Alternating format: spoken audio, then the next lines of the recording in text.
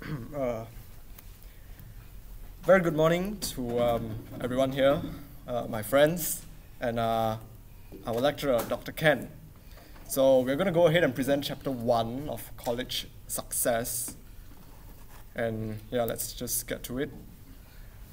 So it's going to be about college and you. Okay, so the book congratulates you for attending college, and it praises you because it says it's a decision that you have made. And it points out that there are a lot of benefits to college. Okay, that's what the book says. But personally, we are Asians. How many of you think that it is your own decision to come to college? And how many of you think that college is something that is supposed to happen, like I finished school, so now I'm going to go to college. I think that's a very important distinction because this book is written for Western audiences, where after high school they do have an option to do creative things with their life. I can do whatever I want with my life. That's the Western side of the story. But meanwhile, as Asians, we don't really have that kind of decision. Your parents will tell you, when are you going to college? Maybe it's not even a question. You don't even need to ask. You are going to college. So there's a bit of a mismatch between what the book says and what actually goes on in your life.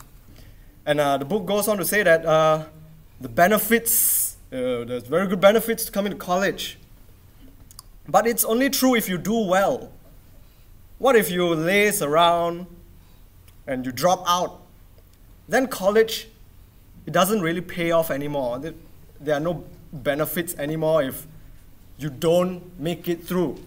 So that's why we have college success, to help you to actually get the benefits of going to college.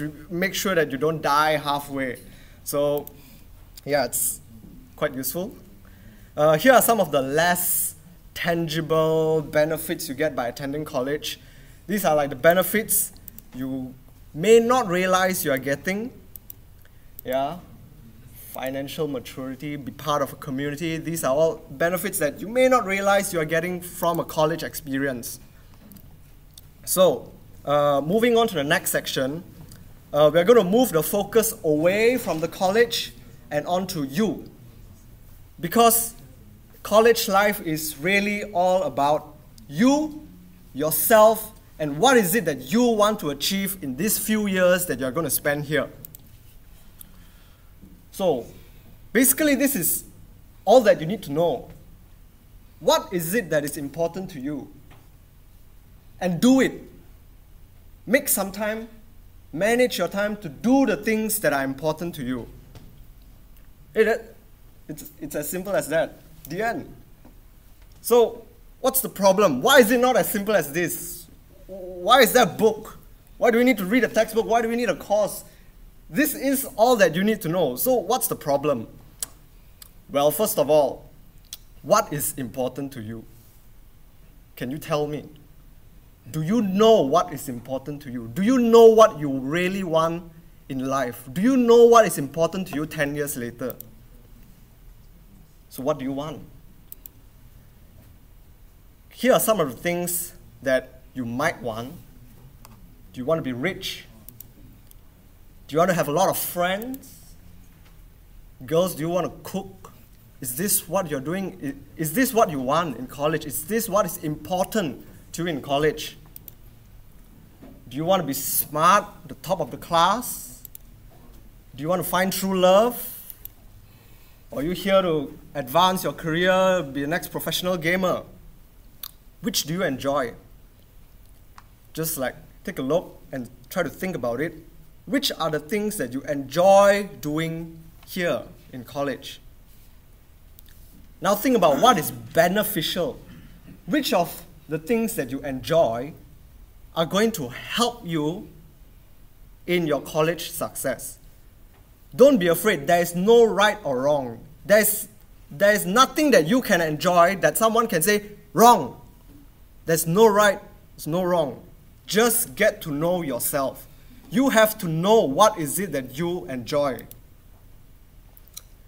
And if you still don't know what you enjoy, one of the ways you can discover yourself is to take a test. This is called the MBTI. It stands for the Myers-Briggs Type Indicator. Or it's also, you maybe have heard of it as the 16 Personalities Test. In fact, if you don't want to pay attention, you can take out your phone now and you can Google 16 personality tests. And you can do it now. Okay, it's based on 4 qualities.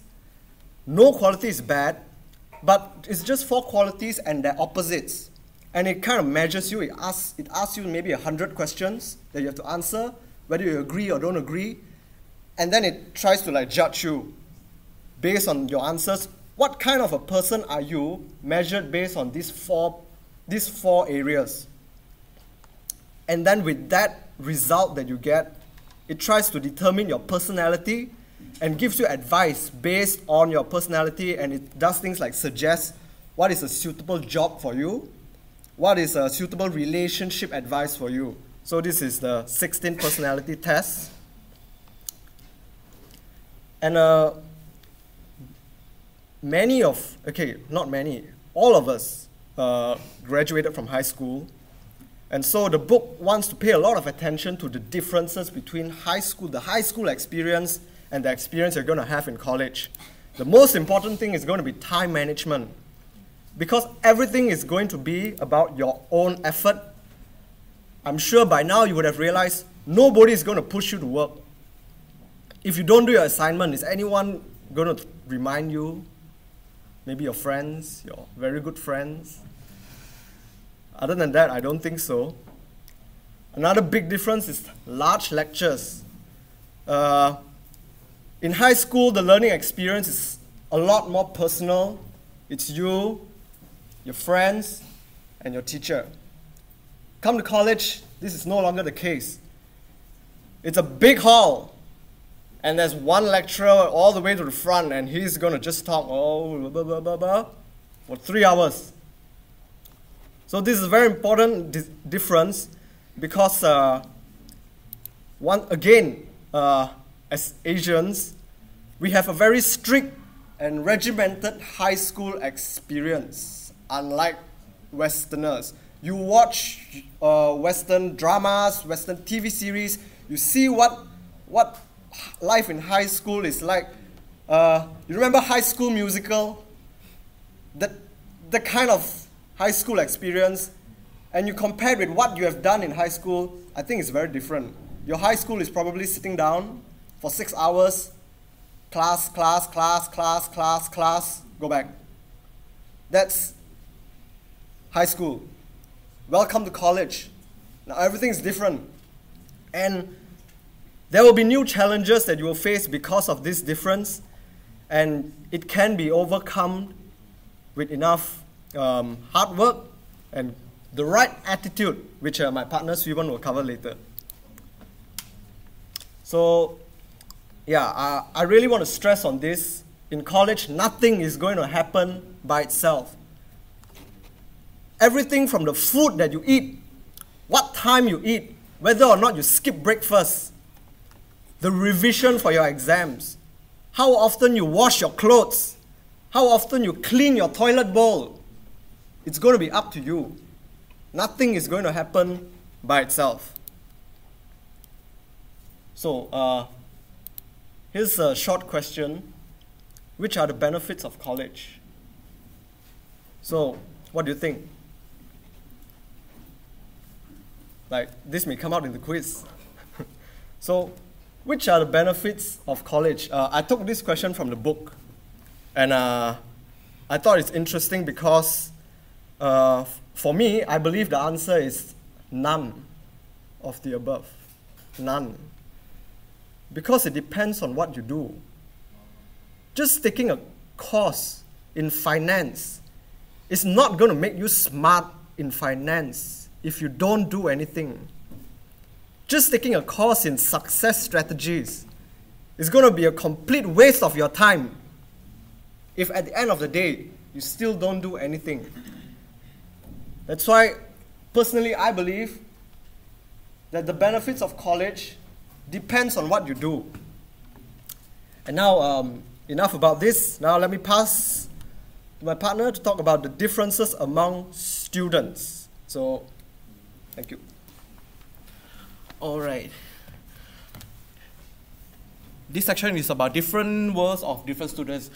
In this section, we will learn about why are we similar or different from other traditional and returning students. Second is the characteristics of successful students. Okay. Not all college students are the same. First, ask yourself this question. What is your qualification to enter Xiamen University in Malaysia? Now we have China student here who undergo Gaokao, and Malaysian student where they took UEC, they took STPI, and even foundation. So second one, is English your prime language? Prime language means you speak English solely. You speak English at home with your parents and with your friends. You never speak other language. Okay, third one, are you the first person in your families to attend college? The fourth question is, do you obtain a scholarship or fully funded by your parents? Why are we asking all these questions? Because we must know your characteristic of type of students, then we decide how you do well in your college. But remember, we must never assume an individual person has certain characteristics simply because he or she is a certain type of students. For example, maybe Malaysian students have thinking that students from China, they are not really good in English, but this is not true. Okay. Now, let me introduce to you the students' background. Traditional students, non-traditional students, and other type of students. Every student brings certain advantage to college from their background experience. And all these students may face certain kinds of difficulties. Understanding how your own background may impact your own preparation for college. Okay, let us see the difference between traditional and non-traditional students. Traditional students is coming directly from high school, like us, directly from secondary school. Traditional students are made up of most in our university. First year students are usually living on campus where accommodation is ready for you. They are maybe away from families and friends, and they are forced to cope with incapable roommate, and they are facing all sorts of new temptations. From here you can see the traditional students, they normally attend classes, read textbooks, and study as usual. Many are single and unattached. They face more psychological and social issues, and they feel less responsibilities other than their academic work, which means that they only focus on their work. They are already involved in other things. Okay, for non-traditional students, where the meaning is returning students also, where return to their education much later. For example, for secondary school, maybe you graduate from secondary school or high school, then you work for a few years, then you come back. Normally, they live off campus and may have children. They have no time for extracurriculars and campus activity. They have less patient learning theories in courses because they are already adapted into society, and they know theory sometimes won't help them.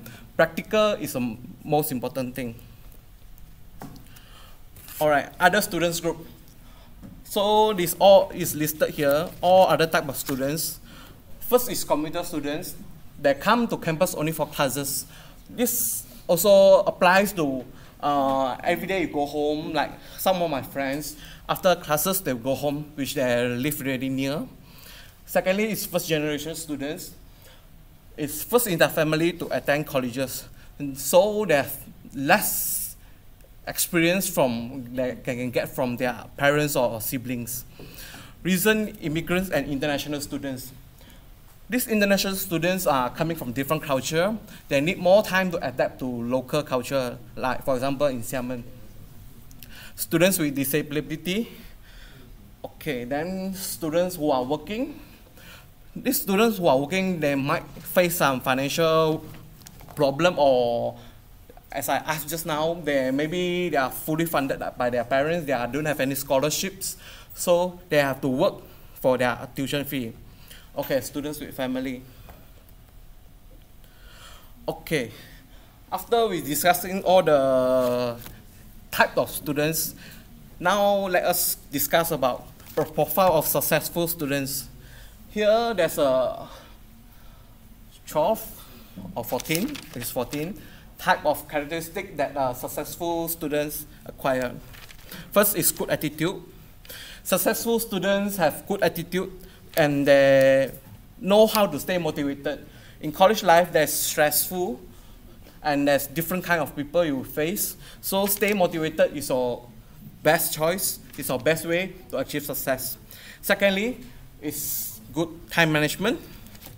Thirdly, is critical thinking skill. Fourth is taking a good notes. I don't know whether you all notice our textbook is basically few hundred pages. Then the exam part or the main part is only a very certain limited part. Then taking good notes is one way to learn effectively. Then we prepare and take test successfully. Followed by is interaction. Interaction is very important, where you interact with your friends, interaction with the lecturers around. Writing skill. Writing skill is very essential in university life, as we used to write our assignment, we write our thesis or paper. Okay, social relationship, healthy lifestyle, financial planning, and the last one is the most important thing, is from college to future career. We have to transit well from world of college when in future, when we're going to our career. How would we transit? Okay, let Ian continue. Thank you, Siwan. Next section is going to be about learning, literally, the process of learning, and why are we interested in the process of learning is because you have mostly been spoon-fed all these years. In your high school, you have a nice textbook, and this is the only textbook you're going to use in class. Just go home and read it and memorize and pass your exam. So this is being spoon-fed. You just read the book. That's it. And the learning process is not just important in your academic life, but it also applies to anything that you want to learn in life. So college demands that you be independent. For the first time, you are free to decide how you want to handle your life in an academic environment. And since it is college, this is college, this is university, you are expected to be learning. You are not expected to come here and host a party. So it's a university, so you are expected to learn. So how do you learn? Have you ever wondered, what is the best way to learn? There's something you don't know. In class, I don't know this. How do you learn? Do you just attend lectures and then you will magically know, oh, I don't know this, let me attend a class. Oh, I know this now. Is that how it works?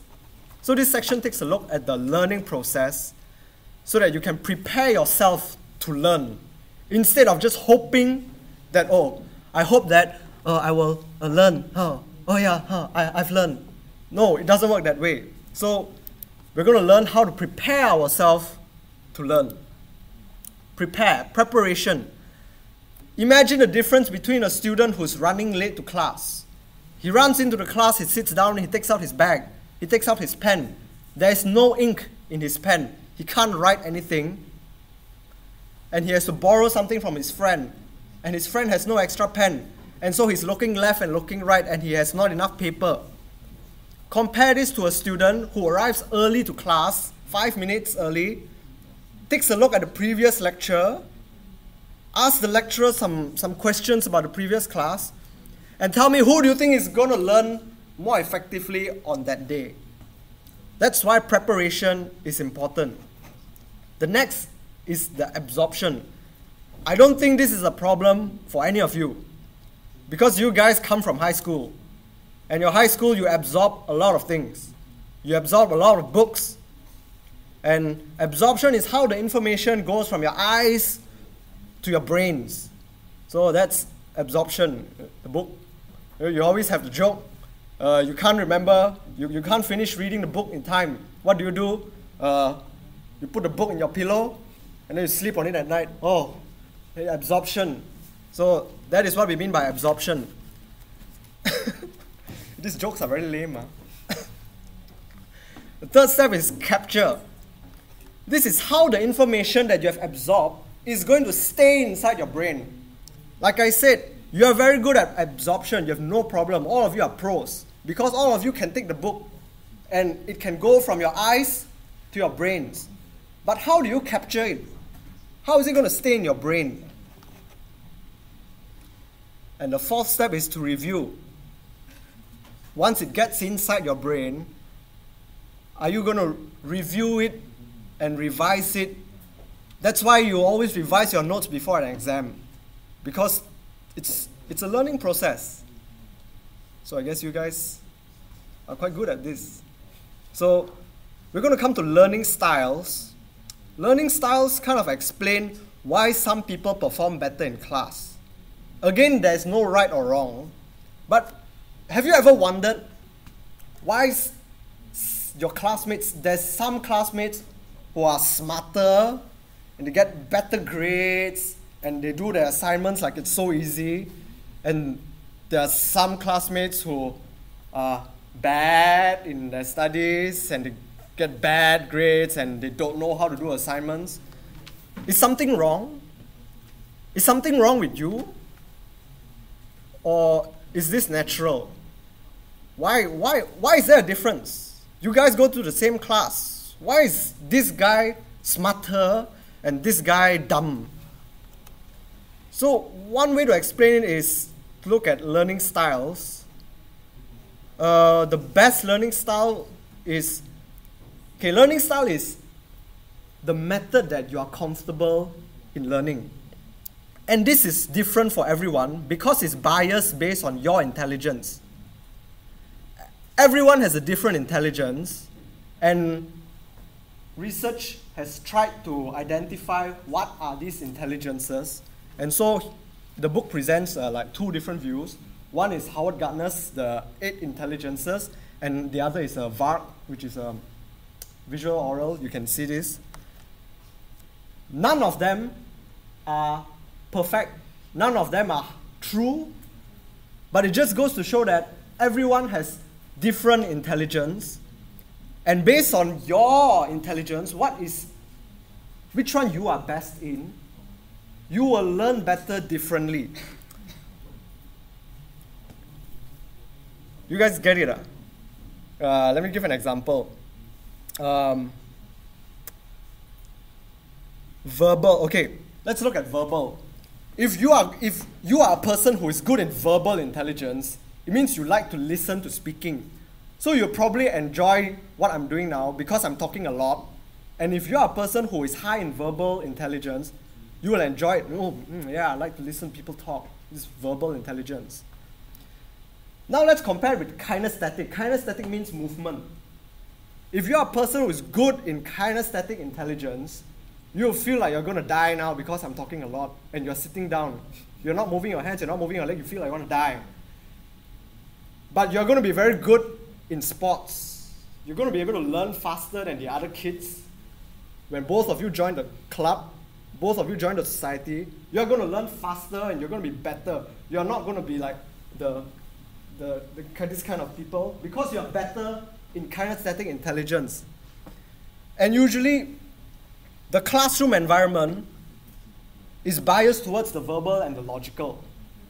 So the people who are good in verbal and logical intelligence will appear to be smart in class because they can sit down and no problem. But if you have any other intelligence, one of the intelligence is artistic, kinesthetic, Interpersonal, you like to communicate with people, you like to talk. And what happens when you use your interpersonal intelligence by communicating, by talking to your friends in class? What happens? The lecturer says, keep quiet. Is it your fault? Is something wrong with you? I don't think so. I think this is your intelligence. But the classroom doesn't work that way. It's a bit sad. So how do you know which is your style? One thing you can do is think about it now. What do you like to do in your free time? Do you like to read? Do you like to listen to music? Do you put earphones and walk around and listen to music? Do you like to exercise? Do you go to the gym? Do you join sports? Do you go and swim? Do you like to chat with your friends? Are you the kind who cannot stay in your room and you go to your next door friends? You go to their room and sit on their bed and chit chat about, oh yeah, today was very fun, yo, what happened? Or do you like to sit down in your room and play games? Or do you like to, try and think about it. And if you don't understand something in class, do you try to do it yourself? Or do you read a book? Or do you find it on Google? Or do you go and ask a friend how to do it? Or do you go on YouTube and watch a video? The way that you solve this problem tells you which intelligence you are better in. So now that we've covered the process of learning, let me pass it back to my partner to talk about what college is about. So, all right. Okay, what is college really? All right. The first one is big classes and small classes. In high school, we experience small classes where there's about 30, 40 or 50 students in a class. But when it comes to university, there's more than few hundred students in the lecture hall, where we have a few lecture hall here. So in a big classes in the lecture hall, we have all this thinking that the instructor doesn't recognize me, so I don't even need to go to class. Secondly is I hate listening to lectures, so I might well think about something else. Thirdly, that what we are doing is we do something else, like playing games, like doing some other classes homework. So what I want to say is, in college, you take responsibility for your own learning, as what Ian mentioned just now. You must stay actively engaged in your own learning style while in college. Third one is successful interaction begins with a good communication and mutual respect. So I'll continue that courses in college. Basically, these type of courses that in Xiamen University. So compulsory courses is MPO is recommended by Ministry of Higher Education. These courses include like community service, TITAS, hubungan NA, and for China students there's Bahasa Kebangsaan and Malaysia culture. So you must take these courses in order for you to graduate. Secondly is general elective. These courses beside major, but it's related to our courses, like I'm from New Energy Science and Engineering, some basic science, chemistry. We need to take all these courses. Common core is essential courses according to discipline development. Okay, fourth is the major core. Core education objective has its own feature. For example, for my New Energy Science and Engineering, what my major core is include some chemical engineering, introduction, some electronic circuit, this and that. Then followed by a major elective. Major elective is help students to identify interested field for future career. This is more precise where maybe your last year, maybe your final year, you're doing thesis on certain topic. Then in future career you may pursue. Then we follow by online courses. Online courses, there's like plenty of online courses, free online courses, and there's free online video for you to learn. For online courses, we have to remember that we have to work independently, we have to learn ourselves. Secondly, for further studies, basically what lecturer taught in class is not enough. If you wish to pursue more, you have to go for online courses and further your study. Then we must schedule time to participate regularly. Just for example, there's Moodle, there's quizzes, there's reflective journal. We must have our own time, and we must schedule our time to take part in all these quizzes. Although the quizzes the mark is relatively low. Okay. Lastly is to take our responsibility to complete all assignment on time. Okay, now we'll talk about college policy. So basically there's rules and regulation, and second one is academic policy. Rules and regulation, like in Xiamen, you are not allowed to smoke. Smoke is okay. That one is okay, fine. Then you are not allowed to take drugs. Maybe you will send to police. Then for secondly is academic policy. Academic policy, the most important thing is honesty, which means you cannot plagiarize your assignment, your paper, and all those. Okay, attendance is under rules and regulation. Okay, we continue with college resource. There's various of college resources available in Xiamen. We shall never hesitate to go look for help or information. The common office that are available is like student affairs. Any matters related to students, you can go to student affairs department, which is 107B1. Academic affairs department, that we regularly go to sign our courses, to take our exams, take our result slip. Okay, third one is financial office, which we pay our every month electricity bill, we pay our school fee, then and many more. Remember that the part of your tuition fees are going to this office, and you are everywhere right to take advantage of them. Never hesitate to ask them for help. Okay, we may let Ian to continue. Before I continue, I think this is very helpful for you guys.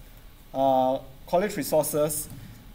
Please go to the library and ask the people working there how to use the database. Just ask them, hello, what is database? And they will have to teach you. And please learn it, because it will be very important for your final year, your thesis writing, and all your citation, and when you need to do research. All the academic journals, the university has subscribed to all the expensive research paper publishing websites. I'm not even really sure how to say this. So just go to the library, just ask, hello, how to use database. Please go and do it. You need to know this for your final year. Okay, and this is the last part of the chapter, I think. Yes, good, last part. But it's also the biggest part, because it's going to talk about success and failure, and as well as why your first year is very important. How many of you are first year? Raise your hand. First year. How many of you first year? How many of you second year? Oh, most of you are first year. So you are still in the important year. You still may die. That's what the book says. Okay, so what is success in college? Obviously, college students will respond by saying grades, because what else is there? But when you ask college graduates, people who have graduated, you ask them what is success, they will usually say things like satisfaction, discovering interests. Oh, sorry, not asking college graduates what is success. Asking college graduates, what is success in college? Okay, what is success in college? Okay, and the answers they gave were satisfaction, discovering interest, meeting new people, and learning new skills. So does this mean that grades are not important? Because only the people who are still studying said that grades were important. Everyone else who graduated, nobody said grades were important. So what's going on here? So I think that grades are important in the college, but once you get out of the college, then it's useless. Is that the case? I think so. So this is a new grading system for Xiamen. Okay, the idea that grades are not important can be a bit hard for students to work with, because what else are you going to do? You're supposed to focus on your grades. Are you supposed to focus on your grades? Or are you supposed to have a meaningful college experience, like meeting new people and discovering new things? What is it that you're supposed to do? So, you're supposed to find balance. Balance in all things. Not too much, not too little. So how much effort are you supposed to put in? Well, here's a graph. You can see the bottom is the marks. This is the marks that you get in your exam. And the top, the vertical axis is effort, which is how much work you have to do. So let's start by moving it. You can see the graph. Up to 40 marks, the graph is still very low, right? 50 is still a fail. So once you get to 60, okay, you've passed. How much work do you have to put in? Like less than 100 units. Get to 70, it's still very low. But now you get to 80, and you start to see, it's actually quite a big increase from the 60 to pass to 80. That's like the same amount of effort you have to put in to get from 0 to 60. Now let's be better. Why not we get 90? 90 is 4.0. How much effort do you have to put in to get 90? Holy shit, this is a lot. Now let's be a bit crazy. Let's get 100 for our exam. How much effort do you have to put in then? Oh my God, it's so much effort to get 100. You have, if you do this, you put in this amount of effort, you're not going to have any time to eat or sleep. So efforts and grades, they are not linear. So you have, when I said balance, I mean like put some effort into the grades, but put some effort into other stuff, enjoying yourself, taking care of yourself, and having a good time. That's what I mean by balance. So how much is enough? Like here, or here, or how about here? So personally, I think 80 is a good benchmark. Yeah, so around there. So that's your target for me. My advice to you. And it's not just me that said this. Jack Ma had a very famous quote. He said, he told his son that you don't need to be in the top 3. You can be in the middle, as long as your grades aren't too bad. Because only this kind of person has enough time to do other things. If you're trying to be the top in the class, chances are you're not going to have time to do other things, because you're putting in way too much effort to get this. So, balance. So how important are grades actually? Okay, I just told you, 80 is a good benchmark. What is 80 in our university? What is 80? Yeah? 80 is 3.7. That's quite high. So how important are this GPA, these grade numbers? It's usually only important for you the first time you apply for a job. That's like the only time in your life people are going to ask you, hello, what did you get for your grade? That's the only time. And you have to know that employers, they look for the best option available. Best, I mean best in grades and best in skills. If you have a good grade, you have a good GPA, it means you don't have to be shy. When they ask you, what's your grade? Very nice, very high, very big number. But if you have a bad GPA, it doesn't mean you're dead. You're still fine, but I think you'll be shy. And I ask you, what's your grade? Yeah. And what's more, employers can request for your college transcript. They can do this, they can just write an email to your university, and they will show you all the grades you had, including your marks and your assignment and everything, so your employer will know. So that's why I mean, try to put in some effort in the grades, because your employer can just ask for it and he will know everything that you've done. And how hard should you work? Like Jack Ma said, you need to do well in your grades, but you also need to see the bigger picture. So the answer to how hard should you work, the book says, do your best, but don't kill yourself. if you see a very good opportunity arise, don't miss it. Don't miss it because you are too busy studying. And what if you need help? Well, how well you handle your life in college is up to you. And when you say help, you think of advice, you think of counseling. But they can only tell you what to do. You still have to do it yourself. And this is why college students commit suicide.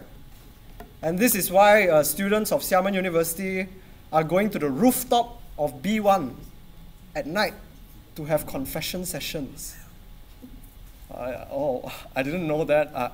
I was reading the confession page and I saw that they have announcement tonight, 1 a.m., gather at the rooftop and we will discuss about our problems and okay, that's good if it takes away your pressure. I mean, if you go to the rooftop at midnight and you talk with people and you feel, I feel better. Okay, that's good. Okay, good. But you have to understand that this means you're putting the power of motivation into somebody else. You're putting it into the guy who organizes this midnight confession on the rooftop. He has the power to motivate you, not yourself. And the most reliable source of motivation is supposed to be yourself. You're supposed to motivate yourself. You have to drive yourself. It's not me, I cannot drive you. Not your friends, not the confession, not your parents, not even Dr. Ken. You have to drive yourself. We can't live your life for you. You have to do it. Do it. Just do it. Why is the slide not moving? Okay, but yeah, this is a very nice question. But what if you suck? What if you're bad in a subject? Is it worth it? Is it important to you? Is this subject important to you? Because if it's important, then get your shit together.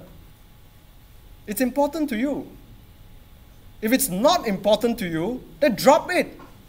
Focus your effort on something that's important to you. Why are you wasting your time in college? 3 years is not very long. 3 years compared to your whole life. What is 3 years? Very short. Are you going to waste your time doing something not important?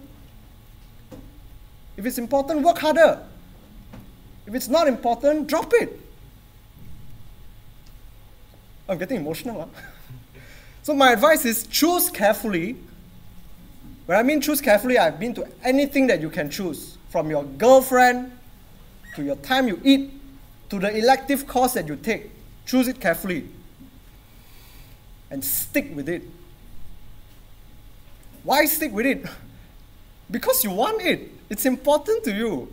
If you don't want it, don't choose it. That's why choose carefully. Once you've chosen it, stick with it. You've chosen this course. You can drop it, but you've chosen it. So why don't you stick with it and try to make it work? If you don't know whether or not you want it, then you need to get to know yourself better. Like, do you really need this? Is this important to you? Sit down at night, close your eyes and ask yourself, like, is this worth it? Is this what I want? If it's not what you want, please drop it. Because it's not worth it. If it's worth it to you, then do it, stick with it. No matter how much you suck. And what if you really, really suck? Well, you tried your best. I mean, I said stick with it, right? So you tried your best. But if you still can't do it, then it's time to move on. At least you got to know yourself better. It's not a failure. Don't think of it as a failure. Oh, I really can't do this. I'm a failure. I really suck. Think of it as you got to know yourself better. Oh, this is my weakness. I know. So, but always remember, if you want it, you can work for it. Okay, Dr. Ken always likes to share personal stories in class, so I'm going to do something similar. I'm going to share a similar experience of mine. It's about the question of sucking. I personally like badminton. It's important to me, and I chose it. Why? Because I never got to play sports as a kid. My parents stay at home, read a book, study. So it was really terrible. I never got to play sports. And when I came to Xiamen University, There's a badminton court, I can play badminton with my friends. So I chose it. I spent time to play badminton and I suck. Obviously, I've never done it. And people laugh at me. And I felt really bad. Like, why were other people so good? And how can they do it, be so good so easily? You see the good badminton players, it's so easy for them. So why do I suck? And I'm sure you felt this way in class. There's always one guy in class, right, who's always getting full marks. There's always one guy in class who's always answering the lecturer's questions. And you think, why is it so easy for him, but not for me? So I felt really bad. But I stuck with it because it's important to me. So even though I suck, I work harder. I do push-ups on my bed because if I do go to the gym, people will laugh at me. But I have to work harder. I have to do sit-ups on the floor in my room. And I run 6 km on weekdays at night. And usually when I run, I see Dr. Ken running in the track as well. And I don't stop playing, no matter how hard it seems, because I chose it and it's important to me. And so this is success strategies. Am I successful yet? No. At the end of the day, I may still suck. I may say, oh, I work hard, yeah. I try hard, I stick with it, yeah, do work, train hard. But at the end of the day, I may still suck. Because this is not a movie. It's not like Rocky or something where you work hard, oh, and then, oh yeah, champion. Your life doesn't really work that way. You may try your best and you may still suck. At the end of the day, people are going to say, the people around you are going to say, hey, you suck and you worked hard, but you're still not successful. You wasted your time.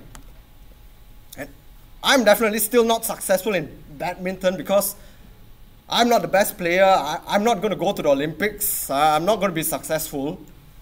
But I'm happy with myself because I did what I loved. I did what was important to me. This was my passion. And I think this is what's going to make me happy in life. And in the end, I think being contented and happy with yourself is the most important thing at the end of the day. So if anyone's going to tell me that, oh, you still suck, well, I have no regrets because I did my best. And I hope that you can apply the same belief, the same grit, and the same passion to whatever you do in your college life. Because success is not confined within the college. It's not just about what happens inside the college. In the end, it's about what happens to you. If you're happy, I would say you're successful. So the bottom line, find out what you want to do. What is important to you? What is it you want to do in these few years you're going to spend in college? And get it done. And this advice is basically the only thing you need to know. People drop out. People commit suicide because they cannot accept that shit needs to get done. You need to do it. And nobody's going to make it happen. You have to do it yourself. And I think that's the most important thing in chapter 1 of college success. Get to know yourself. Choose what is important to you and do it. And so I want to show this little video. How do I play this? Woo! Okay, anyway, it's the video of Jack Ma telling you that as a student, focus on your studies and focus on the other things later in life, because the time that you're going to spend in college is valuable. So don't waste your college life. And for the conclusion, I shall pass it back to my partner to end this presentation. Okay, thank you, Ian, for sharing his experience and motivation. Now, let me continue with conclusion. So, first year of college is the most critical thing. Is where you decide your university life. Secondly, maximize your learning, prepare, absorption, capturing, and reviewing. Third, working with your academic advisor and take advantage of many resources available. And then finally, start now, get to move in right direction. After listening to Ian's chicken soup of the soul, so I hope that you all will get shit done. All right. Now we proceed to any questions.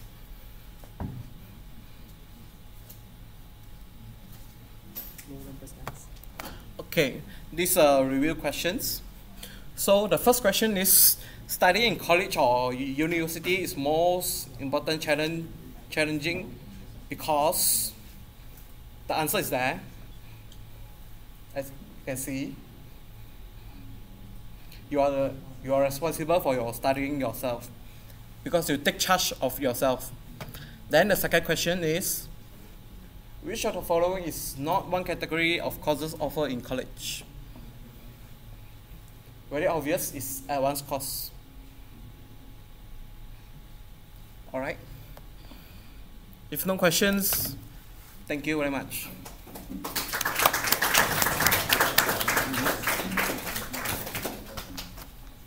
Thank you. Take this out. You need a copy of this? You already sent me a copy, right? Oh, well, send me the one with questions in it. Okay, Okay. sure.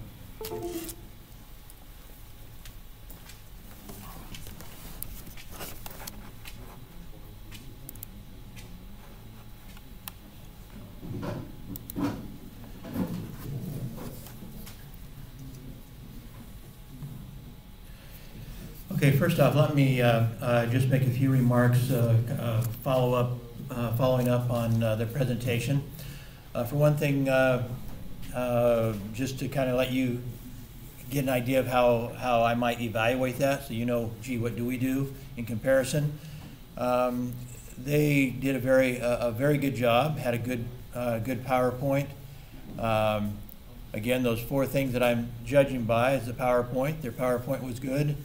The contents was good. They probably could have cut a little bit. For example, when they slide about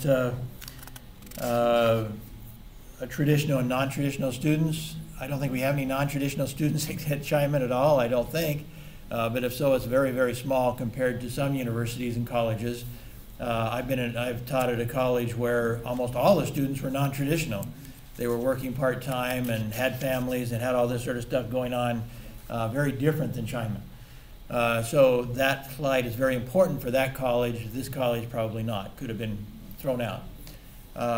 Could have been, I think they could have tightened it up a little bit, maybe cut it down another, cut it down about 5 or 10 minutes. They did a good job, though, in most cases in a lot of cases they did kind of localize it or customize it to Chaiman. That one I mentioned, maybe they could have thrown that one out.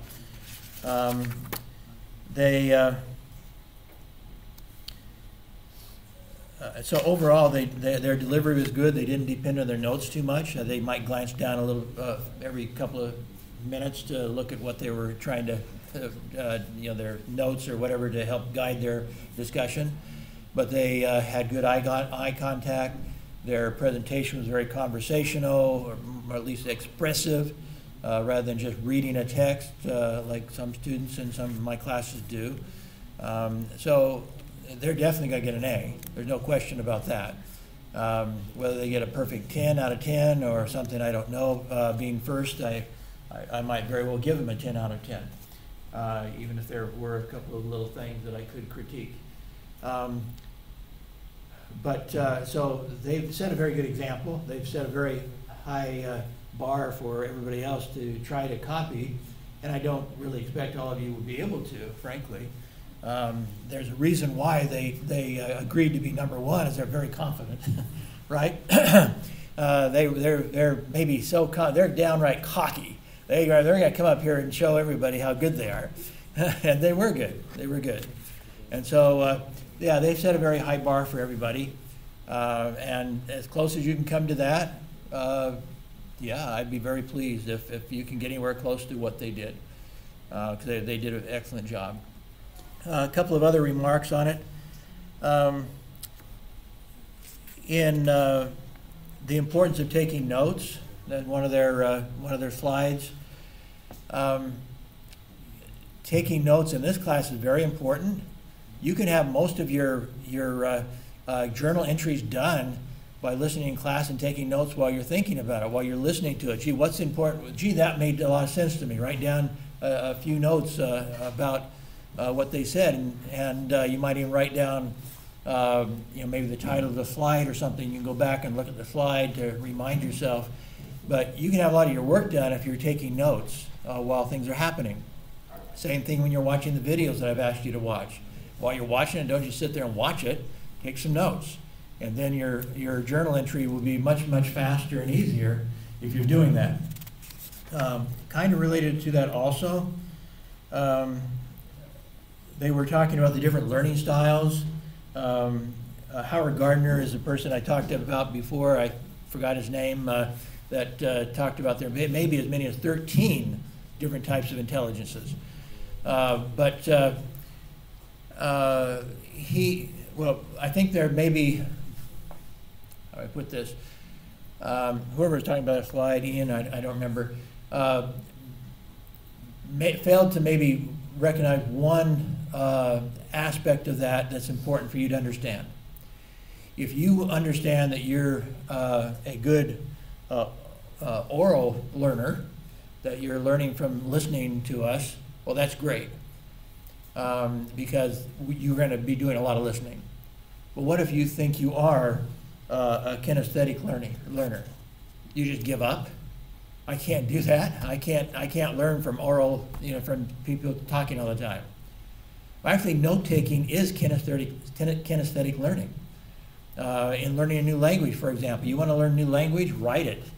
If you're a kinesthetic learner, and you can be writing this stuff out all the time, because your motions of writing will help embed it into your brain because you're a kinesthetic learner.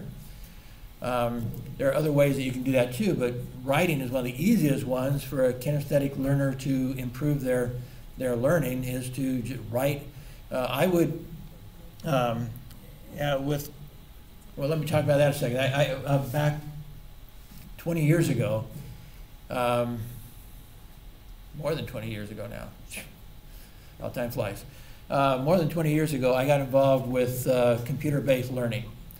And with one of the first and one of the best computer-based learning systems I've ever seen, then or now. A company in America called Jostens spent $80 million in 1980 money building this system. And they understood these principles. And so when the students would use their system, they would have audio, they had visual, they had basically moving graphic, cartoon sort of graphics to it, and they always had them doing something with the mouse, clicking and interacting with the program. That made your oral, visual, and kinesthetic all put into one. A lot of other computer programs then and since basically had basically audio and visual, not much kinesthetic. But these guys, they hired some of the best educators in America to put it together. And I became a consultant back in the 1990s for sharing computer-based education. That's one reason why at the last university I was at, I was the distance learning coordinator, and here I'm having I definitely do emphasize the Moodle a lot, because I believe that the computer can help us improve our learning. But I wish I had the time and capability of doing it like Jostens did in the 1980s, because that is, it's what you might say mixed mode learning. And even if you're an audio, what I came to believe by working with this system, even if you're an audio learner, you're still going to learn better with audio, visual, and kinesthetic, because you're not just an audio learner. Nobody's just an audio learner, unless they're blind and paralyzed. Then they have to be, right? But other than something absurd like that, unusual like that, you're all multi-mode learners. You just emphasize one mode or another. And so even if you learn real well by looking and listening, you're still better off if you're taking notes and using as many senses as you can.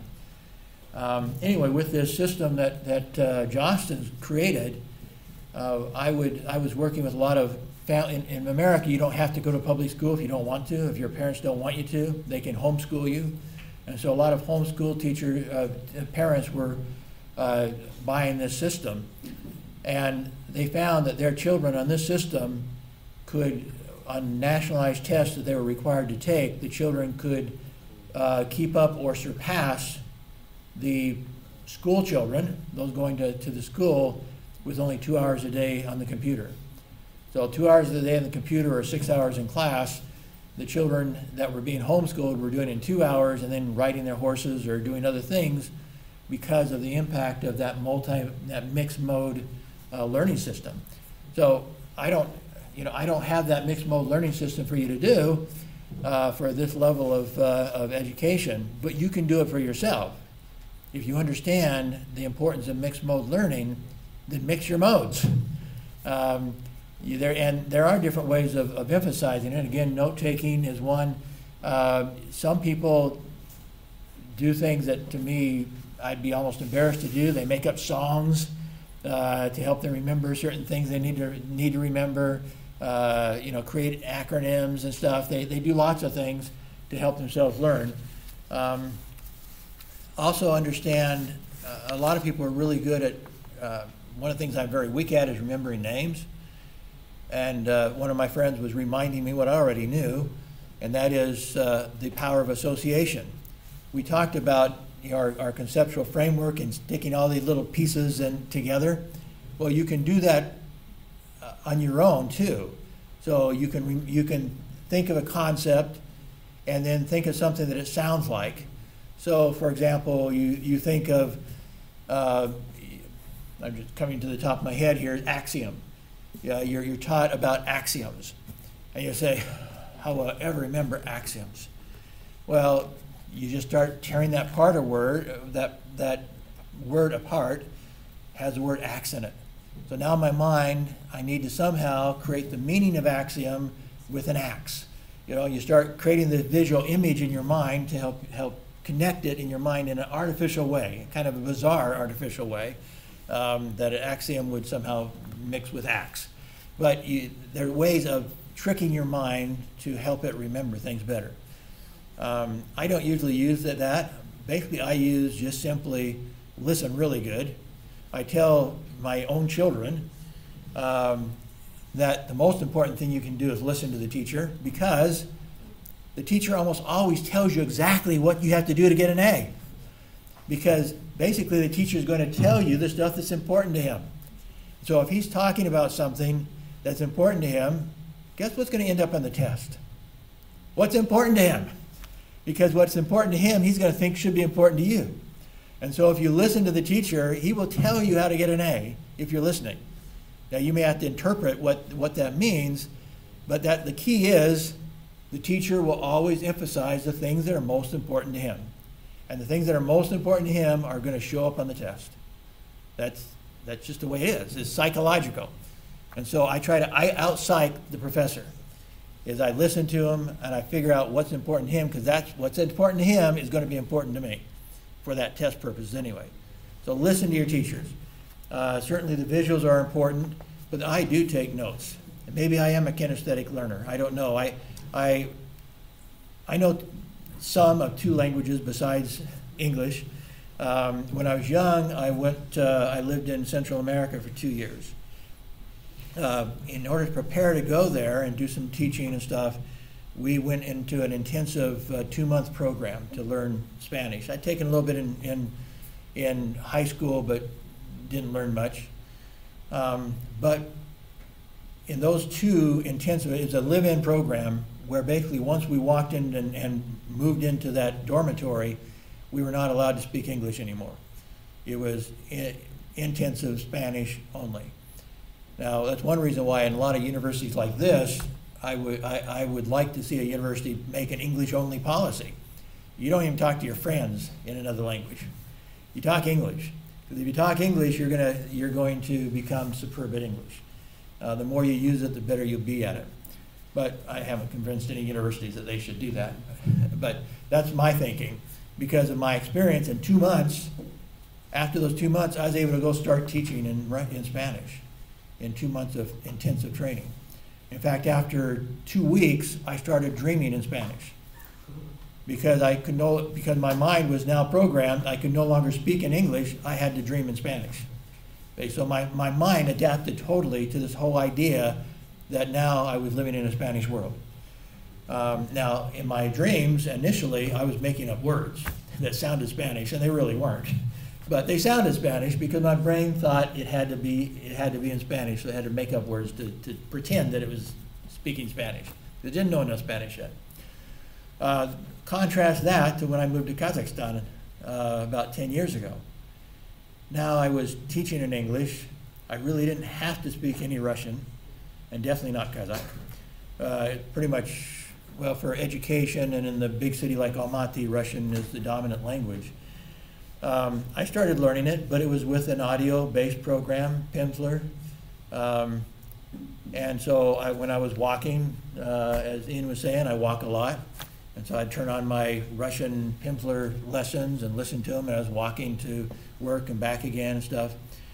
I don't know very good Russian. In 9 years in Kazakhstan, I don't know very good Russian because I didn't do the rest of the stuff. I didn't do the visual and I didn't do the kinesthetic. I just did the audio, and that's just not enough. At least not for me. If I had gone mixed mode, if I'd taken the time to go mixed mode, one of the problems is that my university really pushed research, and they gave no incentive at all to learn the local language.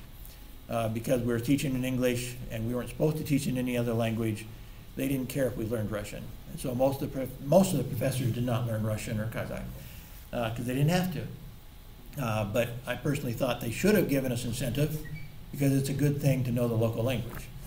But I speak it some, but in fact, my wife is a native, she's natively bilingual in essence. Her family speaks Kazakh in the home, but then as soon as they went to school, it was all in Russian, and they actually had under the Soviet system, they lived at their school. So for all intents and purposes, she was naturally bilingual. She prefers to read in Russian, but she does fine with Kazakh, which is a Turkish-based language, with her family. But she and I speak English most of the time. So she reminds me of some Russian, and her and our son who's here, they speak Russian all the time, but I kind of zone out because I haven't mixed my modes and haven't intently focused on it because I haven't had the incentive to do it, frankly. And I've had other things I needed to do, writing, research, and stuff like that. So learn who you are, how you learn best, and adapt to it. That's the key to this slide about different modes of learning. But I really encourage you to use multi-modes because I think everybody is better. Even if you are mostly an audio learner, you're still better with multimedia, with multi-senses. And so take notes. I guess because I'm a kinesthetic learner, if I wanted to, I remember I had a class on research when I started my master's program, and I was really scared. I'd been out in the real world for about 5 years or so. I went back to college, and I thought, all these kids are going straight from their bachelor's to their master's. They're used to learning this stuff. I'm not used to it anymore. I'm getting older. I was all of 25 or whatever, but I'm getting older. I guess I'm 28. And so I thought I wasn't going to do well. And so I was just really intense about learning. And so I used all my modes. And so I remember on the class they said was the hardest class in our master's program was on research methods. And I wrote down everything that I thought was important on notes. I listened to the teacher very well and especially emphasized those notes. Went through the textbooks and figured out what I thought was most important in the textbook. Wrote that stuff out and in the card stock, 4x6 cards or whatever. Wrote it all out by hand. Let my kinesthetic learning take place, and then I stayed up most of the night before that final exam. at the end of the final exam, the teacher said he thought I did better than he could have done. That I scored, out of 181 points possible, I scored 179, and the next highest student was only 126. So I scored 50% higher than the next best student. I was freaked out, and I studied really, really hard, but I also know that my mixed mode system worked very well for me. When I stayed up all night learning, working on that final exam, preparing for it, but writing out those notes, studying those note cards, doing the kinesthetic motions, all of that helped embed it in my brain. I don't think it had anything to do with me being smarter than the other students, but I wanted it bad, and I was scared to death that I was going to do badly. And so I did pretty well.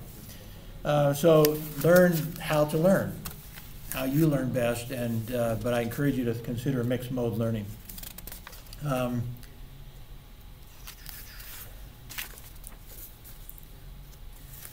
The quote that they use from Jack Ma about not needing to be the top three, I agree with that.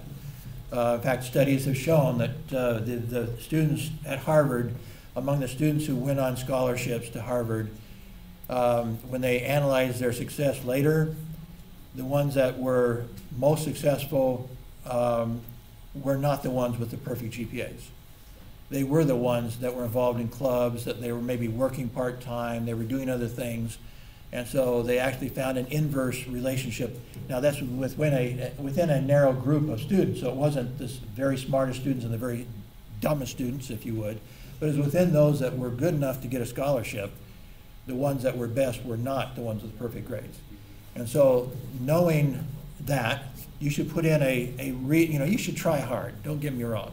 I had a 3.83 out of 4 in my bachelor's program, and I did do lots of other stuff. I was involved with politics, I was working part-time. For most of my bachelor's, I was already married. I had lots of things to do that distracted me, so I put lower priority in some classes. After that, my grad program is a perfect 4.0 because I do want a good grade. I am willing to stay up all night and make those 3x5 or 4x6 cards and kinesthetically learn all that sort of stuff because I do want that good grade. But still ultimately you also should know that I'm a very practical person. And in my older age especially, I want to know what does this do for me? And so I actually would like to change a lot of educational programs to make them more practical. Because if you're going to make the effort to learn this stuff, you need to know why it's important to learn it. And it should be valuable to you. And then it will stick with you. If you're learning stuff that you don't need to learn, that will have no value in the future, like in my other class, my history class, we have 2 textbooks. One of them was forced on me that I really don't want to teach because I don't find hardly one thing in that book that answers the question of, so what? Why do I need to know this? And so I wish I didn't have to use that book at all. And there's lots of classes that we have. In fact, that class I'm teaching is the history of media. I think that class should be thrown away. I don't think we need it because a lot of my research has been based on asking questions of executives of communication firms, newspapers, TV stations, PR firms, and so forth. And those are the sorts of classes that they think are useless. So I try to make mine practical. And so in my history class, my students do a lot of writing, even though it's a big class and it makes it work harder for me. It's important that I make that class practical. So I turn it into a practical class because I'm a practical person. I'm a professional more than a professor, so to speak. And so I'm looking at it from an employer's perspective rather than a professor's perspective. I'm not ivory tower. I want to know that I want you to get something out of this class. I want you to get my students in every class to get something that they will take with them forever. Otherwise, it's not worth teaching the class. It shouldn't be distracting you from real learning if you're being forced to take classes that are useless to your future, as far as I'm concerned. Anyway, that's my rant. And also, but at the same time, don't be lazy. Fill your time with things that are meaningful. Now that can include badminton. That can include, I go out, like I say, every night. I try to walk I can't always do it for a variety of reasons, but I try to walk 12K fast at a fast pace. It takes me more than 2 hours to do it. But that's what I need to do, what I want to do, and what my heart says I'm supposed to do at my age to keep my heart beating. And so that's what I do. But I also spend that time thinking about stuff. And in some cases, I turn on something like Russian lessons to try to improve my learning during that time too. But a lot of the time I'm just thinking about my research, thinking about stuff that I need to be doing. And so one reason why I walk instead of run, besides protecting my knees and my joints, which is important, they say that basically you use the same amount of energy whether you run or walk the same distance. So it takes me longer to walk, although I walk fast.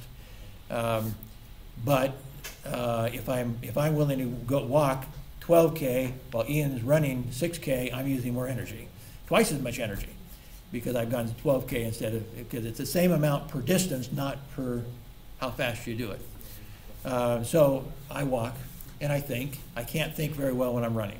I just think about the pain if I'm running.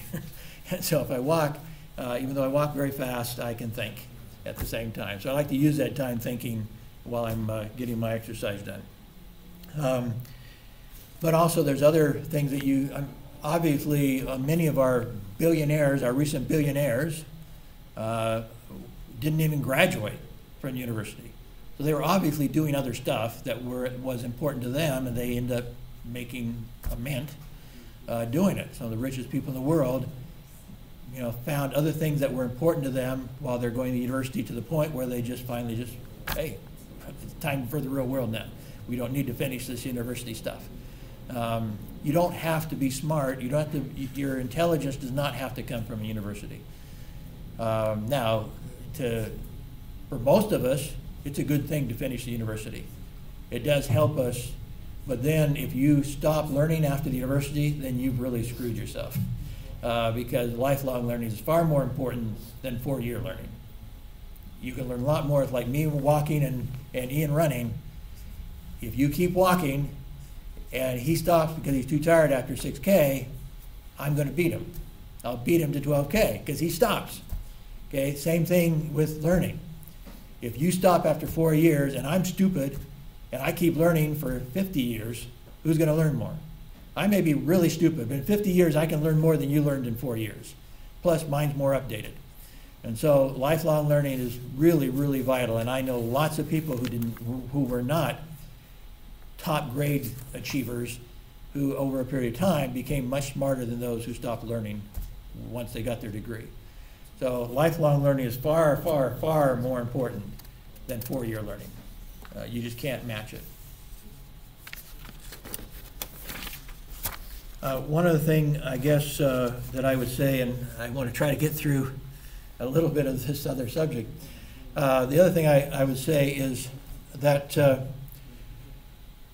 if there are some of you who do have have emotional challenges, let me put it that way, and you're going to the rooftop, for example, better to go to the rooftop and do confession, whatever you're going to call that, than go to the rooftop and jump off, right?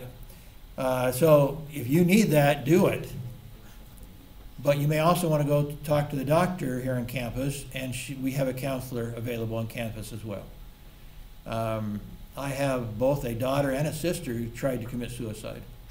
And so I take this stuff extremely seriously.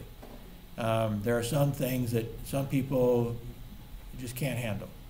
Now, they both went through some very trying times, and I don't want to diminish that. I don't understand suicide. I can't imagine myself. I was in my first marriage was extremely, extremely bad. I did think about faking my suicide, or faking my death and leaving. I did think about that. I even had the address to where I would go in Los Angeles to get my fake ID to start a new life. I went that far. So, I know there can be things stressful enough that you can think, I want out of this life. I personally don't think that totally being out of the life, suicide, is worth it. I would rather escape life a different way and just create a new life. But I actually was tempted to do that. I carried that address of that location where I could get fake ID for quite a few years, wondering if and when I would pull that trigger and walk out and, you know, like push my car into the river or whatever and walk off, and let them presume that my body was, you know, taken away down the river or whatever. So I understand stress. I understand unhappiness. Obviously, I want you to be happy. And whatever you have to do to be happy, that's good.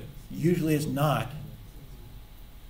Some things that some people do to be happy do not lead to happiness. A lot of stuff they do to waste their time, whether it be video games, drinking, drugs, whatever, ultimately that doesn't lead them to happiness. That's an escape, but it's not happiness. And that's a fake escape, a false escape, a temporary escape, and then suddenly they get sober again or whatever, and they're still unhappy, and they're probably more unhappy because they realize that that didn't work and didn't do them any good. So if you want to escape, figure out some other practical escape. Might be leaving the university. If you're really, really not happy, then, like I said, I was ready to start a whole new life if I had to be happy. I didn't do that. I finally decided I would accept the fact that everybody would be better off if I went through the divorce that I didn't want to do. So some things in life are really hard. You have to make really tough decisions. I'd been married 27 years, but my kids were mostly grown at that point.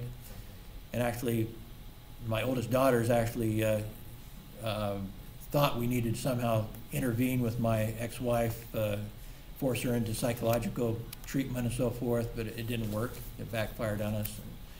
Anyway, so it kind of, so actually in some ways, they didn't want to see us divorced, but they did recognize their mother had severe problems.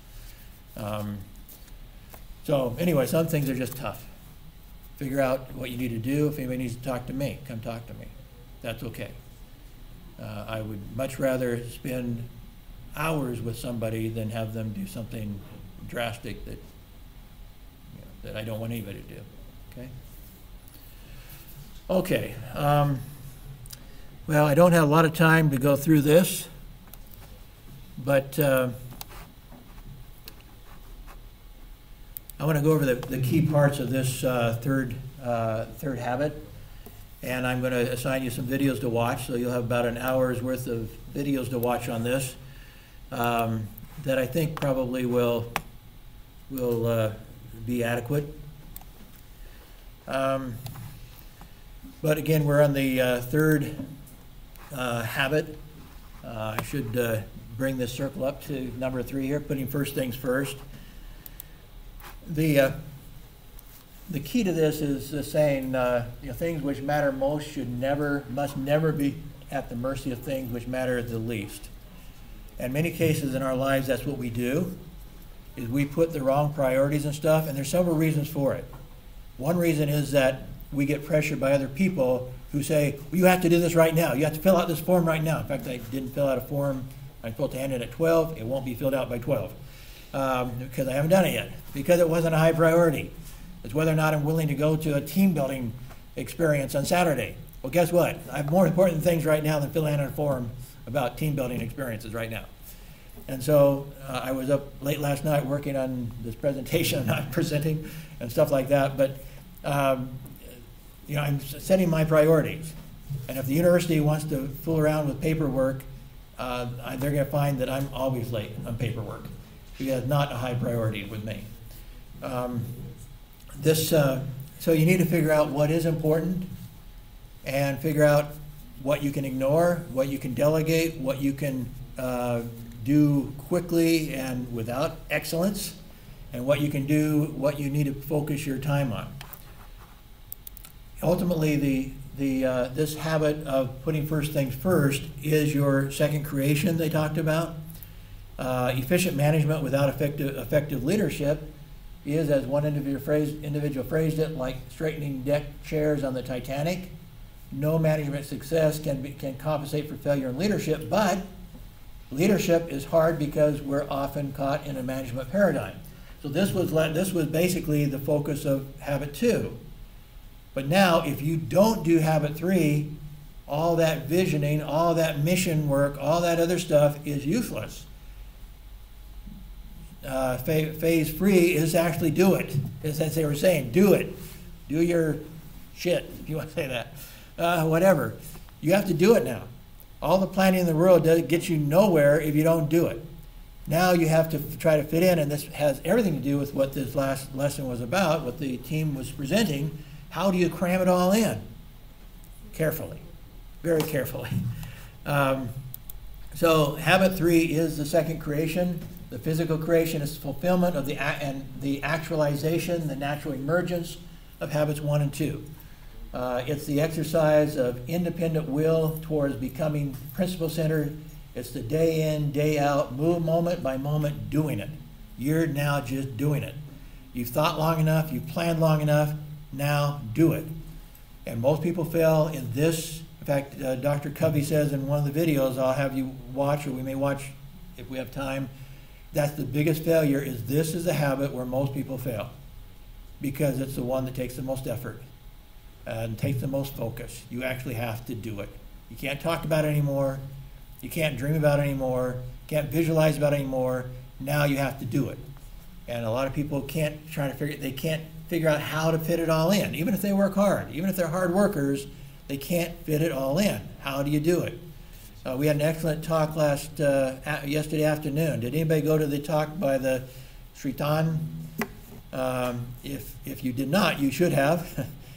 He's a guy who actually didn't start his business till he was about 40, and he was a billionaire and retired at 49.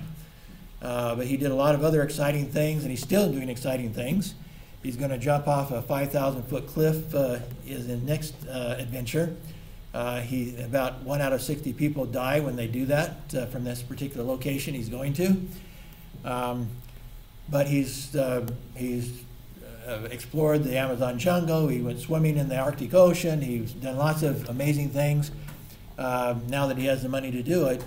But he says he has like 10 things going on at one time. He gets 4 hours of sleep. He really puts the effort into it. He's written all sorts of books. He's got his doctorate degree. He's an amazing person. I'm going to have him come back. He agreed to come back for a conference I'm going to set up. Very impressive person. But anyway, he talked about how to cram it all in. People were asking him, how do you do it? Very carefully. You have to plan out your day very carefully. You have to do it. You have to force yourself to do it. No, the talking doesn't work anymore. So,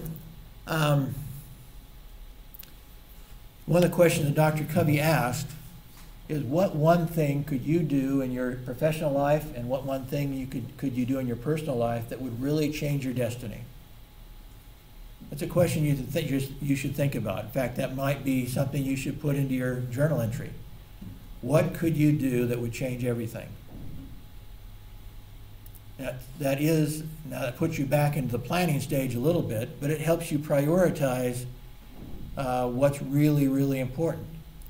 Because if you can answer that question, what would totally change my life, where should you put that in your list of priorities? Whew. Way up there. If you know a way that you could totally change your life, why aren't you doing it? I'm going to skip this video for now, because if we have time, we'll come back to it. It's only 6 minutes, so this is one, anyway, I need to get to this, though. He puts everything we do in life in these 4 quadrants, and he evaluates them by urgent, not urgent, important, not important. What's the difference between urgent and important? The first time you read this, first time you see this, you think that's synonymous, but it's not synonymous. Usually urgent is pushed on you by somebody else, like this form that I'm supposed to hand in by 12. Okay? Somebody told me this is urgent. So I'm supposed to fill it out, and if I can't go to this thing, I'm supposed to tell them why I can't go to this thing. Somebody in our university thinks that's urgent. Is it important? No, not important at all. Somebody thinks it's urgent. Somebody's telling me it's important to them. But it's not important to me. And so it's not going to be in by 12. You may not get in at all. I don't know. I may be in trouble for it. But it's not going to be in by 12 because this was more important to me than that last night. So things that are urgent are not necessarily important at all. But the important part of this lesson is this. You can look at some of this stuff in quadrant 1, crises, pressing problems, deadline-driven projects. These are things that are urgent and important. Obviously, in your day-to-day operation, that has to go to the top. Even though it doesn't actually answer your question, because of your work, because of just pragmatic purposes, things that are urgent and important ends up going to the top of your list. It just kind of has to. But where we fail can be exemplified by Dr. Covey himself. Dr. Covey had 9 kids. Dr. Covey was very involved in his community. Dr. Covey was very involved in his church. Dr. Covey was working in his PhD. Dr. Covey had a full-time job.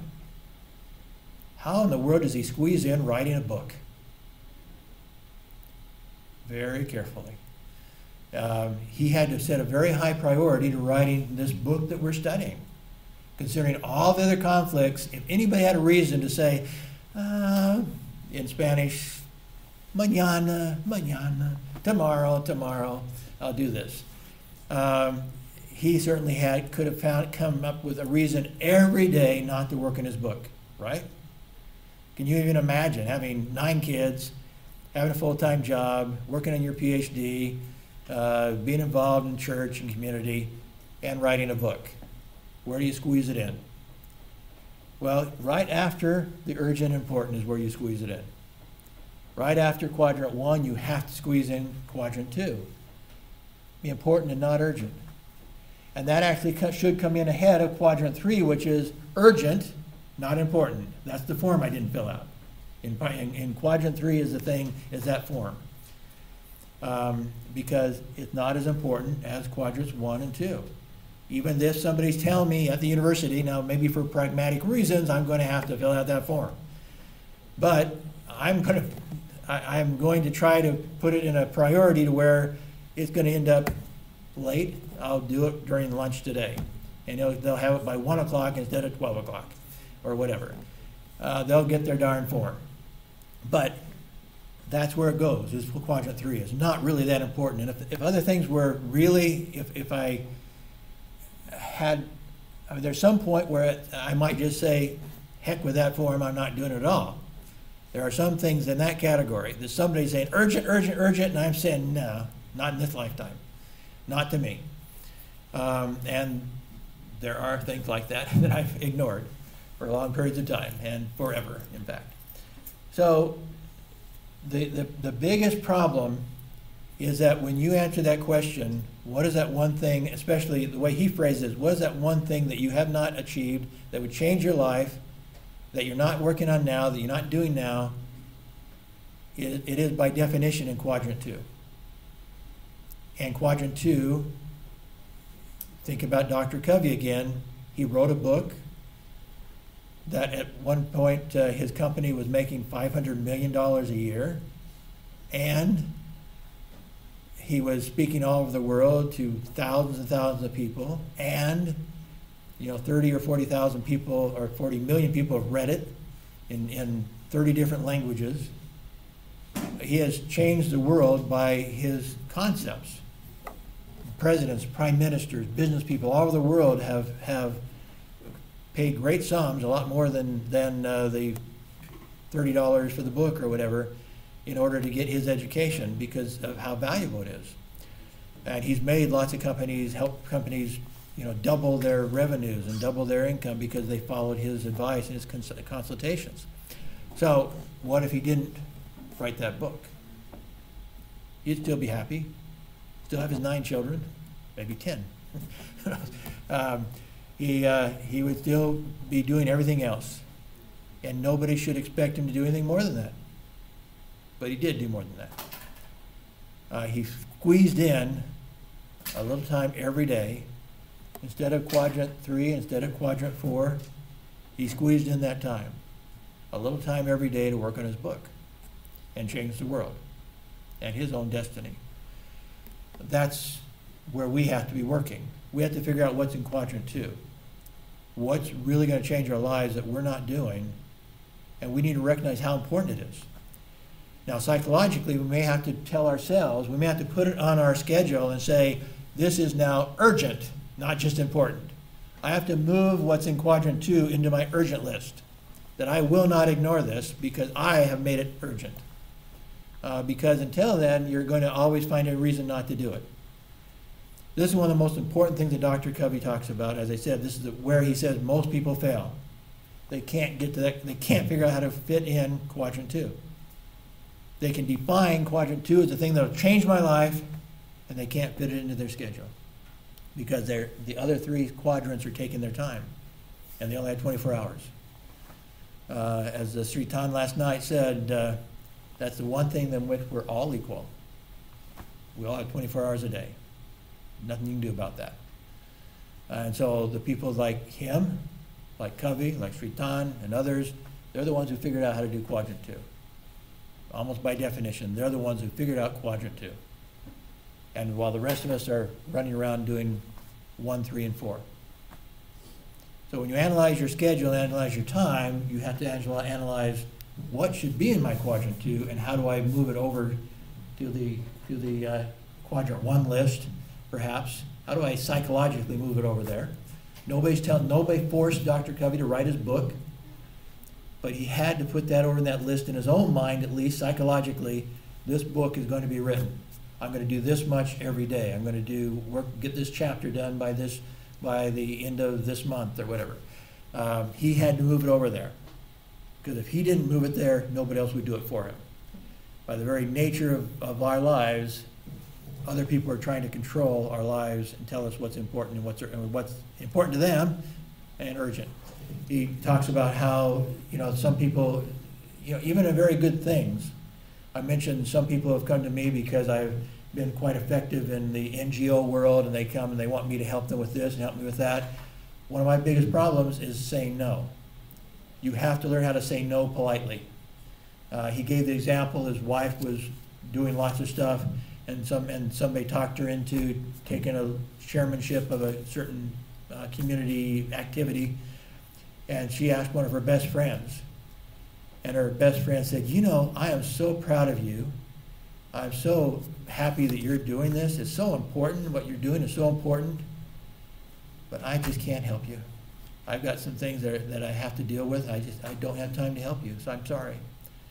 And his wife told Dr. Covey, I wish I had said that.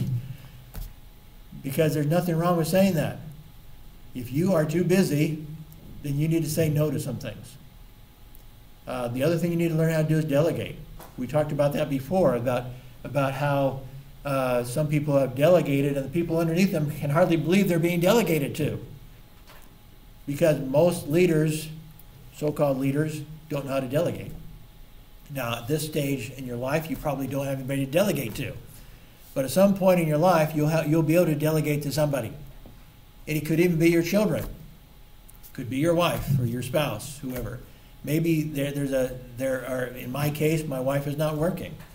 And so I'm trying to delegate things to her. I'd say, these things you have to take care of. Because in order to do well at my job, I need to put in lots of hours in my research and all this other stuff. So you take care of that stuff. You're not working. This is your work. Your work is to do everything to free up my time, and so that we have more time together. We do have to, in order for us to have time together, you have to take care of the day-to-day business of our family, while I take care of earning the money at the university and doing my research. We have to equalize our effort. So she does keep her, she has a lot to do. But I have to delegate to her, and sometimes I have to remind her what her job is and what my job is. Because I'm paying the tuition for her 2 sons. And I have to make that money, and I have to keep this job, and I'm at an age where I can't afford, I don't want to lose this job. I have to do my research, I have to teach, I have to do certain things to keep my job. So she has to take care of the other stuff. And so I have to delegate. So someplace in life, it may be within your family, it may be you become an executive, you have to learn how to delegate in order to free up your time.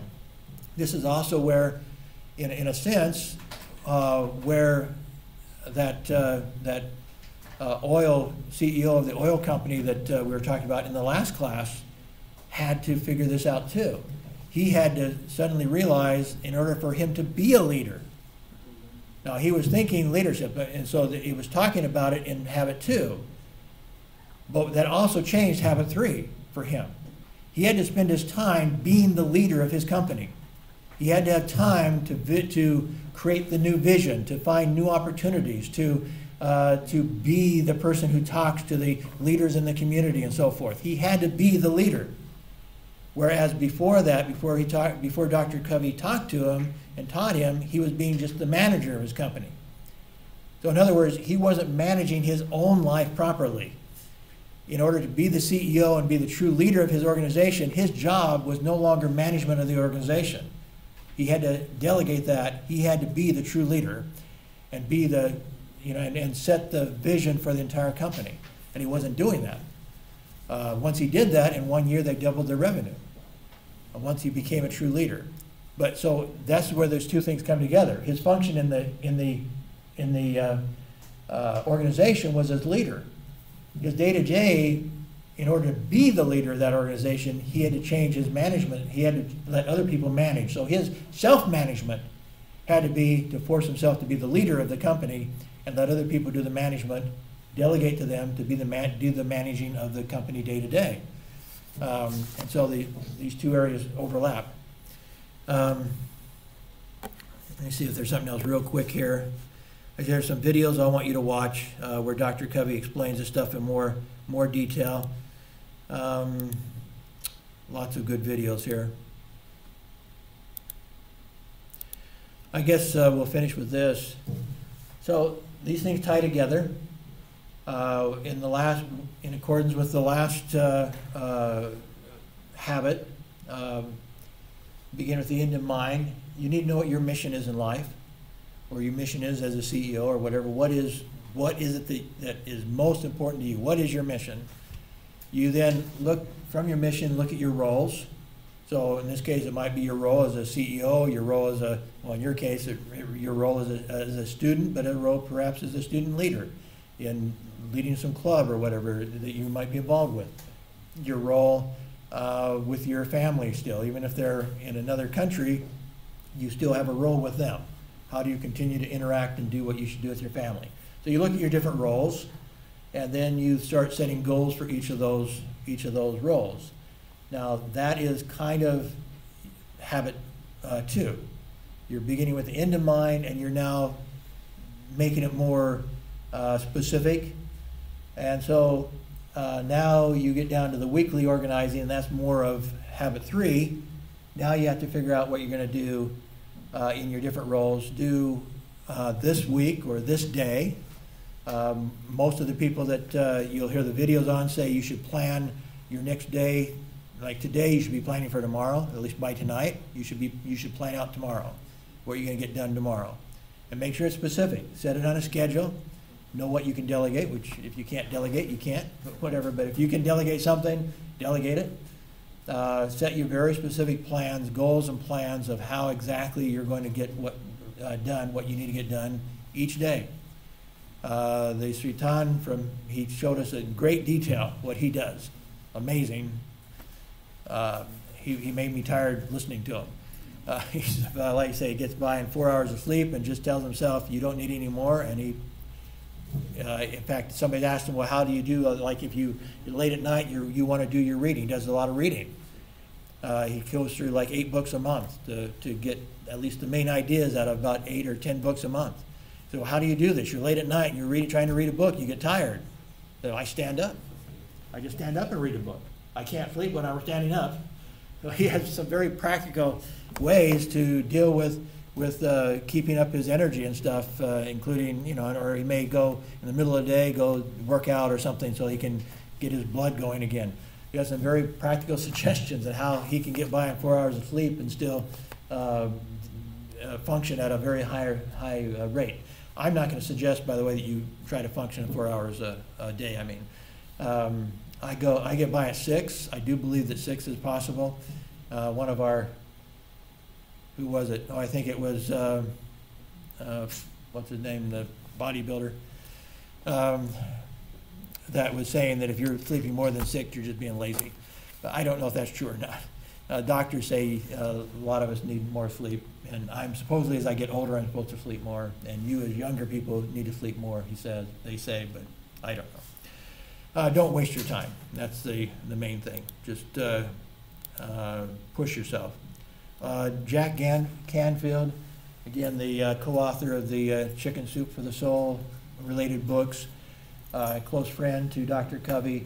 Basically all of this is 40 minutes right here of basically teaching this habit, and a lot of it is just straight out of 7 Habits. But he does a good and detailed job of teaching Dr. Covey's 7 Habits, or at least the third habit in this case. 40 minutes of teaching just this third habit. Does a very good job with it. So I haven't decided. I was hoping to get a little more, watch some of these videos in class, which we're not doing. So I'll decide what I want you to watch out of class and put that up in Moodle. This one, not so important. I probably won't put that one up. But again, the key here, sorry to take you a little bit late again, is that matrix. Figuring out what's really important. And so this goes back again to what Team 1 was talking about. It may be you won't get straight A's. It may be by choice you won't get straight A's because you figure out there's something more important than an A. So again, that doesn't justify wasting your time. But by Dr. Covey's own explanation, going out and walking your running your 6 kilometer or whatever is not wasting your time, because he wants you to be to be strong in all areas, in mind, body, spirit, socially. He wants you to be, that's part of sharpening your saw, which is habit 7. You need to be strong in all areas in order to function properly. But you need to be a lifelong learner, all that sort of stuff. But nonetheless, there are still, many of us are wasting our time on some things that are not that important. And perhaps we need to tighten our schedule a little bit and decide what really is important. And as I said, it may be that you're working on something that is more important to you in your long run than a perfect grade. It would be hard to say that the creators of Microsoft and Apple and Facebook made a bad decision to spend some time on their projects without worrying about getting straight A's, right? It's kind of, in case even dropping out, obviously. So it's up to you to decide where to put this stuff in your schedule, but you should consider it very, very carefully. You have those 24 hours a day. How are you going to use them? That's your main investment in your life, is your 24 hours each day. And so this is all about that. This chapter is important. Listen to the videos, think about it, how to be more effective in your life, because this is, as Dr. Covey said, this is where all the difference is made. The rest are important, but people can, and most of the people he consults with and helps, can do all the other 6 habits fairly easily. This is the one that gets them. And this is the most important one. This is where they all come together. This is the do it stage. And so if you don't accomplish habit 3, you don't accomplish any of the 7 habits in a sense. You can't do the 7 without doing 3. They all circle around 3. That's where the rubber hits the road, as we say. And so it's very, very important. Watch these videos, think about it, and apply this in your own lives. Figure out what is your list of priorities. Figure out what's in that quadrant 2, the things that you're not doing right now, particularly. And it may not be, frankly, in your college days, there may not be something. College is maybe your quadrant 2, okay? What you're doing right here, right now, may be all you can handle for quadrant 2, and that's fine. So this may come more into play once you graduate. Once you graduate, now you're going to have a little more free time. You have your degree. Now what do you do? Now quadrant 2 could be getting your master's degree while you're working or something. So what would be in quadrant 2 now may not be, right now college may be it. It may be 1, 2, and 3, and 4, okay, in a sense. So don't beat up yourself if you're not creating the next Facebook. Okay, don't worry about that too much, but do understand the principle. Do understand that management of your time is what will make the difference in your life ultimately, and will make the difference of what you're achieving here. Decide whether your straight A's is important. If it is possible. There's nobody here that can't get straight A's if they're willing to put the effort into it. I'm sure of that.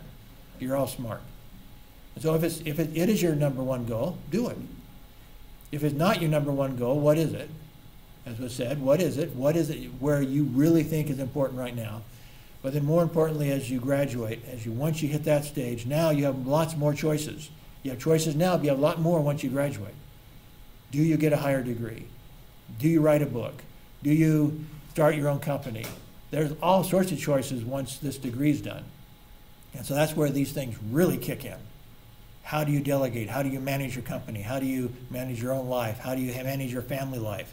That's where these 7 principles really kick in, is once you graduate from here.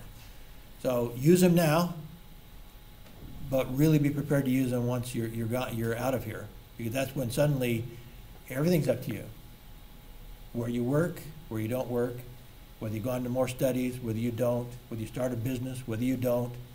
Now you have all sorts of options, and you still have those 24 hours a day. That's where your life will be created, mostly after this experience of the university. But a lot of decisions here will help form that.